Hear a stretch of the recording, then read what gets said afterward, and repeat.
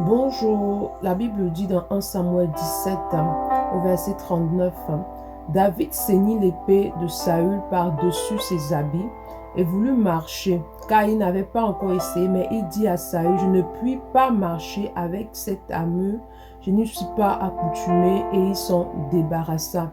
Quelle est l'armure avec laquelle tu vas au combat? On a David ici qui a apporté justement l'armure de Saül, mais il s'est rendu compte en fait que cette armure-là ne lui allait pas en fait, qu'il n'était pas à l'aise par rapport justement avec l'armure qu'il avait sur. Et s'il n'était pas à l'aise avec cette armure-là, alors il ne pouvait pas gagner le combat. Lorsque tu vas pour combattre, lorsque tu vas dans le combat spirituel, dans la prière, il est important que tu utilises les bonnes armes. Et l'une des armes que tu dois utiliser, c'est la parole de Dieu.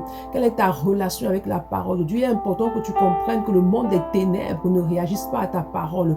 Le monde des ténèbres ne réagisse pas à ce que tu dis, il ne bouge même pas. Mais lorsque tu proclames la parole de Dieu apporte la destruction dans le monde des ténèbres. La parole de Dieu apporte la destruction dans le camp de l'ennemi. C'est pourquoi ce matin, il est important que tu demandes au Saint-Esprit de t'accorder la grâce vraiment de demeurer ferme dans la lecture et la méditation de la parole de Dieu, qui t'aide à entrer dans la révélation de la parole de Dieu, parce que c'est la révélation proclamée en fait qui rend la parole vivante pour toi et qui active la parole dans ta vie.